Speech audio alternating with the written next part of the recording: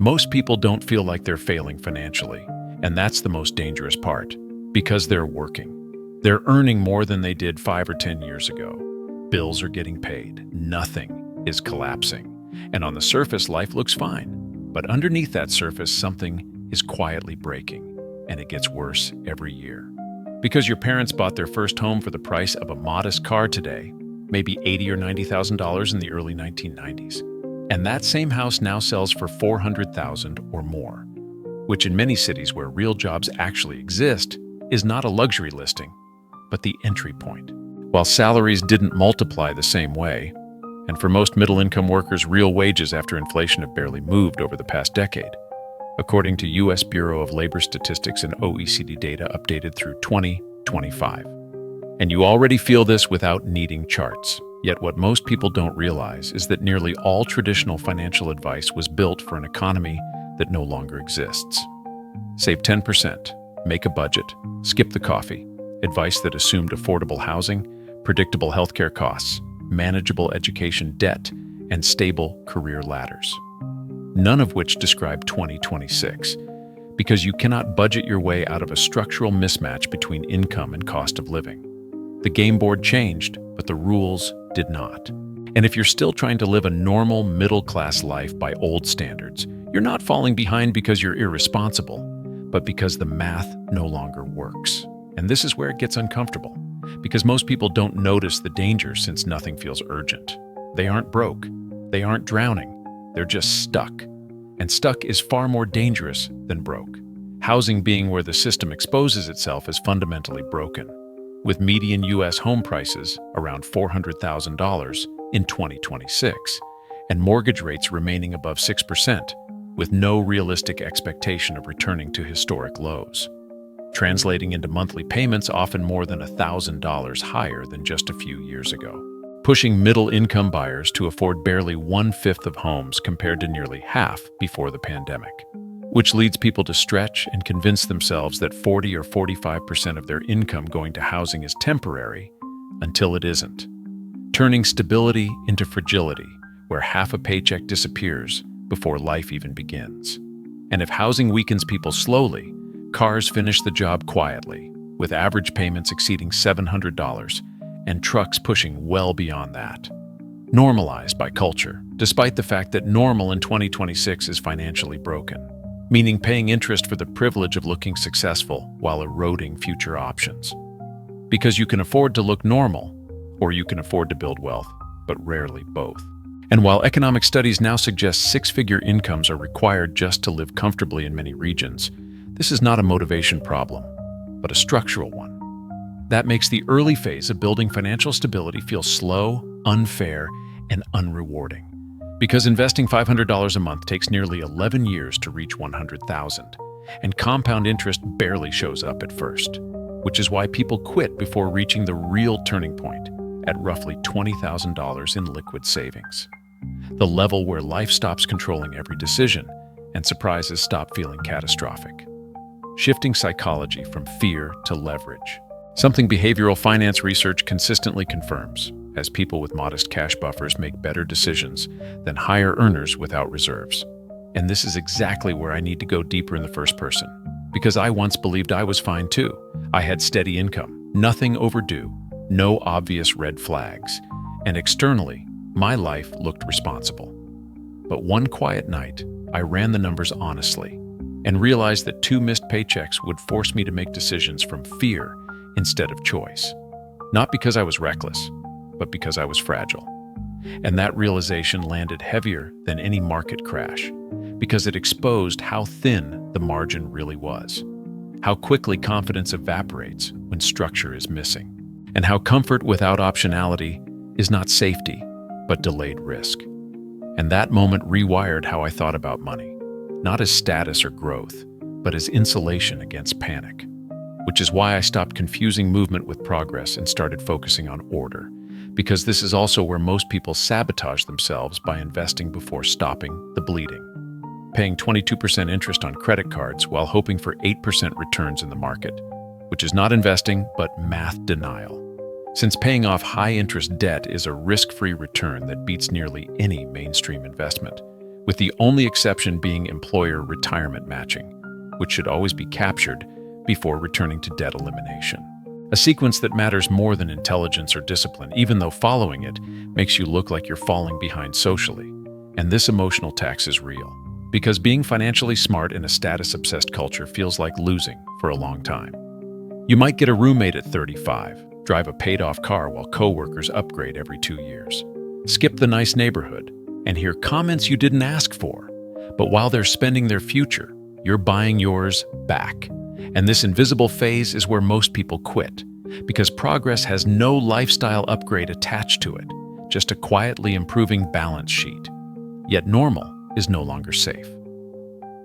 When home prices have risen roughly 400% since 1990, while incomes rose far less, making old advice obsolete and forcing real wealth to come from walking away from the status game entirely. Which brings us to a grounded 2026 playbook that actually works, without complexity or bravado. No all-in bets, no leveraged speculation, no products you cannot explain in one sentence, no FOMO decisions triggered by screenshots, headlines, or group chats, just restraint and clarity. Starting with liquidity until small problems stop feeling like emergencies, then eliminating all high-interest debt above roughly 8%, capturing every dollar of employer match available, and only then investing automatically into diversified, low-cost assets with long horizons. Because in a high-rate, high-volatility environment, complexity increases error rather than returns. Simplicity protects behavior, and discipline beats cleverness. And when you operate this way, something subtle but powerful happens. Your nervous system calms down. You stop checking balances obsessively. You stop reacting emotionally to noise. And money decisions become boring in the healthiest way possible. And once the leaks are plugged and the buffer exists, compounding finally flips from enemy to ally. The first 100,000 still brutal, but the second arriving faster, and the third faster still. Until freedom shows up not as luxury, but as choice. The ability to walk away from a job without panic, to say no without fear, to take risks that are calculated rather than desperate. Which is the real definition of wealth in 2026. Not cars or houses or visible success, but walking away money and psychological safety. The knowledge that if everything went wrong tomorrow, you would still be okay for months. And that feeling reshapes how you negotiate, how you invest, how you sleep, how you show up in relationships. Because the system profits from your anxiety and compliance, but it cannot take your discipline or force you to compete. And while most people will nod at this, feel motivated for a day, then return to the same game designed for them to lose, you don't have to. Because doing the boring steps first and getting the order right will not earn applause or validation, but it will earn options, resilience, and freedom. And that is the only form of wealth that actually matters going into 2026. So if you're done investing randomly and ready to build something durable, comment the word order, because that one word signals who is building structure and who is still hoping. Subscribe if you want calm, practical money strategy instead of noise. And share this with someone who's doing everything right on paper and still wondering why progress feels so far away. And that's where I want to slow this down for a moment and speak plainly in the first person. Because I didn't learn this from theory, I learned it from discomfort. There was a stretch of time where my income looked fine. My accounts were never overdrawn. Nothing was late. Nothing dramatic was happening. And from the outside, I appeared responsible and on track. But internally, there was a constant low-level tension I couldn't name. A feeling that every decision had an invisible weight attached to it. And one night after a long day, I finally sat down and asked a question I had avoided for years. If my income stopped right now, how long before fear takes over? And when I did the math honestly, the answer wasn't months, it was weeks. And that realization didn't feel like panic. It felt like clarity. Because I saw that what I had called stability was actually dependence, that my confidence was borrowed from the next paycheck, and that comfort without margin isn't safety, it's exposure delayed. And that was the moment my relationship with money shifted from growth obsession to risk insulation, from chasing upside to eliminating fragility. Because I understood that freedom doesn't begin when you earn more. It begins when you can pause without fear, which is why any serious 2026 playbook has to be intentionally boring, deliberately unsexy, and almost aggressively anti-hype. No all-in moves, no leverage disguised as intelligence. No assets you can't explain without qualifiers. No decisions triggered by screenshots, group chats, headlines, or fear of being late. Just a simple hierarchy that protects psychology first and returns second. Liquidity until inconvenience stops feeling like threat. Then the full removal of high-interest debt that drains attention and cash flow. Then capturing guaranteed returns like employer matches. And only after that, consistent, automated investing into diversified, low-cost vehicles with long-time horizons. Because in an environment defined by higher rates, tighter liquidity, and constant noise, complexity doesn't signal sophistication. It amplifies error. While simplicity protects behavior, reduces stress, and makes staying invested possible. And when you operate this way, something quiet but powerful happens. You stop checking balances compulsively. You stop reacting emotionally to markets. You stop tying self-worth to monthly fluctuations. And money becomes a background system instead of a daily negotiation with anxiety. And this is where the ending matters, because wealth in 2026 is not about visible success. It's not cars, houses, or optics. It's walking away money.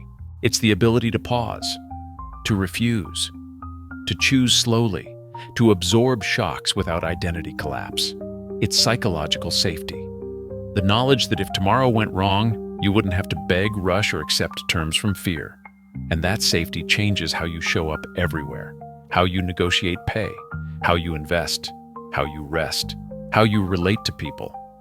Because the system is designed to monetize urgency and insecurity, but it cannot extract value from someone who is calm, patient, and structurally insulated. And while most people will understand this intellectually and still return to the same patterns out of habit, you don't have to. Because doing the boring steps first and protecting order over excitement doesn't earn applause, but it earns something better: time, options, resilience, and the quiet confidence of knowing you are no longer one surprise away from panic. And that is the only form of wealth that actually compounds in every direction going into 2026. Thanks for watching.